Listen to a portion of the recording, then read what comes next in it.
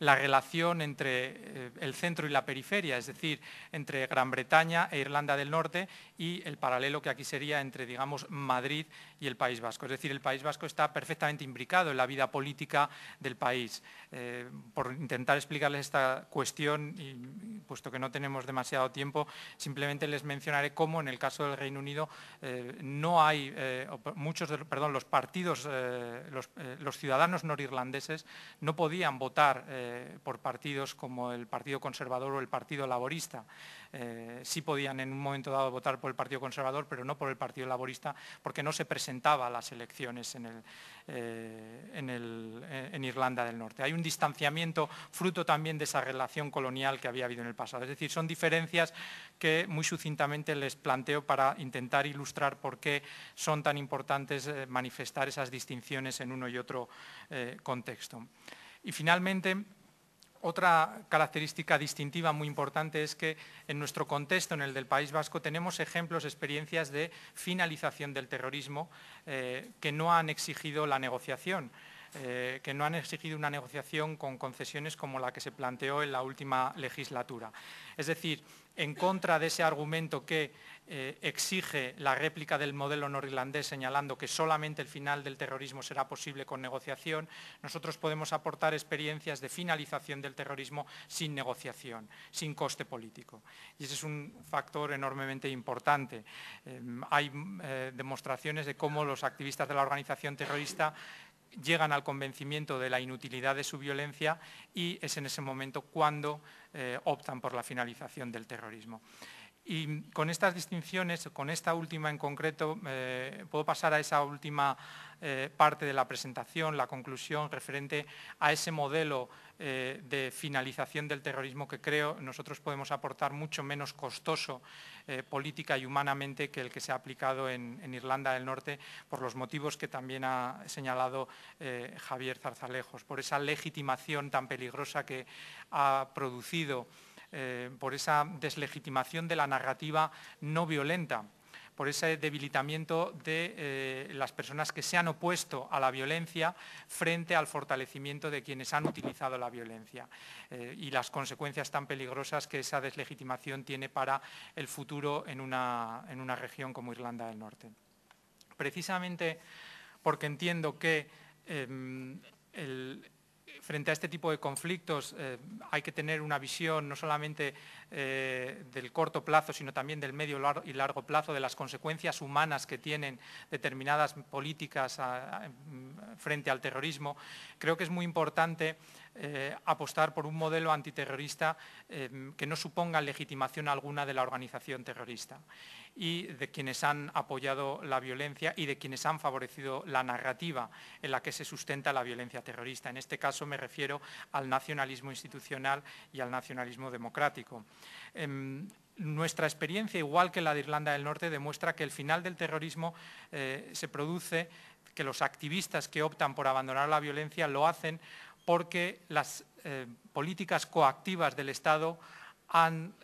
se han mostrado eficaces. Es decir, cuando el Estado aplica una política antiterrorista integral, aplica una presión en diferentes frentes, en todos aquellos frentes en los cuales actúa la organización terrorista,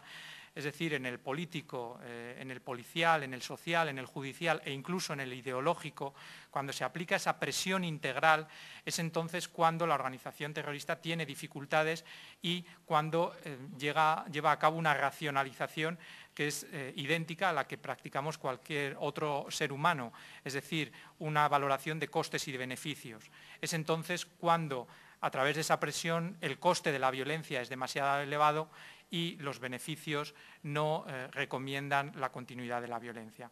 Eso es lo que sucede en Irlanda del Norte en una primera etapa que lleva al ir a aceptar, a asumir su derrota, y desgraciadamente en una segunda etapa, y yo establecería esa distinción, en una segunda etapa de gestión de ese proceso, una vez asumida la derrota, es donde el Gobierno desgraciadamente se involucra en una serie de cesiones y concesiones y legitimaciones a través de la negociación. Creo que ese modelo es enormemente contraproducente y creo que no tenemos necesidad y creo que es una obligación defender que no nos involucremos en ese tipo de modelo. Para intentar reafirmar un poco más por qué creo que así es, concluyo con una cita del filósofo Reyes Mate,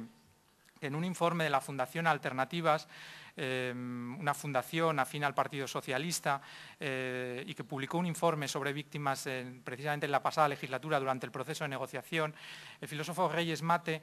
hacía una reflexión enormemente interesante que exponía perfectamente cuán contraproducente era esa negociación con la organización terrorista que estaba llevando a cabo el gobierno de José Luis Rodríguez Zapatero. En ese informe Reyes Mate señalaba: la justicia a las víctimas pasadas es la condición necesaria para una política futura sin violencia, pues la justicia a las víctimas no es solo un problema moral, sino también político. Creo que esa combinación de dos variables, la moral y la política, es fundamental a la hora de diseñar y analizar políticas antiterroristas. Desgraciadamente, el modelo norirlandés se sustenta en una impunidad política, jurídica e histórica muy peligrosa, y por eso creo que no debemos reproducir ese modelo y es una obligación negarse a reproducir ese modelo. Gracias por su atención.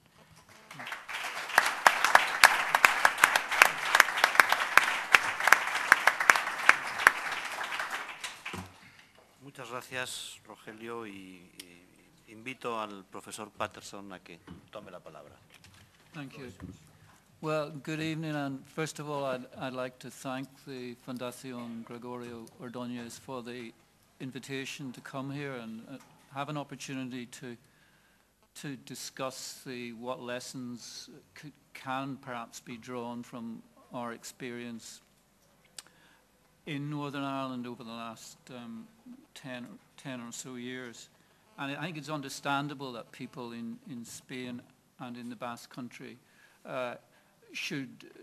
try and learn lessons from what happened in Northern Ireland, because you're still suffering from terrorism. We had the, excuse me, the murder last week of Ignacio Urrea, and that's the murder of a businessman was something which one of the parties which is now in government in Northern Ireland, the Deputy First Minister, or basically the co-equal head of our government in Northern Ireland, Martin McGuinness, was a senior member of the IRA in the 1970s and 1980s, when the Provisional IRA had this policy of assassination of businessmen, giving all sorts of spurious anti-capitalist rationalizations for this. So in a sense, we've been through this process, and the people who organized these killings and legitimized these killings have been forced, I think, fundamentally to put that behind them, and are now in government. I'll come back at the end to whether or not the bringing in of the extremes and a government based on the two most extreme parties in Northern Ireland, Sinn Féin and the DUP, was a necessary component of our peace process. So I think it's understandable that people should be interested in the Northern Ireland model. But I think I have to raise a number of issues with the way this model is commonly understood in Spain. I think as the model's been enunciated in speeches by Tony Blair, by the former Secretary of State for Northern Ireland, Peter Hain, in a quite important speech he gave about a year and a half ago, which was called the Northern Ireland Model, and most recently in the book by Tony Blair's Chief of Staff, Jonathan Powell, on the Irish peace process. This is what I mean by the model, and what I want to do is, first of all, set out what the model is, what the lessons people like Blair, Powell, Peter Hain, and also when he frequently comes to Spain, Gerry Adams, the president of Sinn Féin, and the priest Alec Reid, who's a key figure in the early genesis of our peace process, and it comes to the Basque Country quite a lot.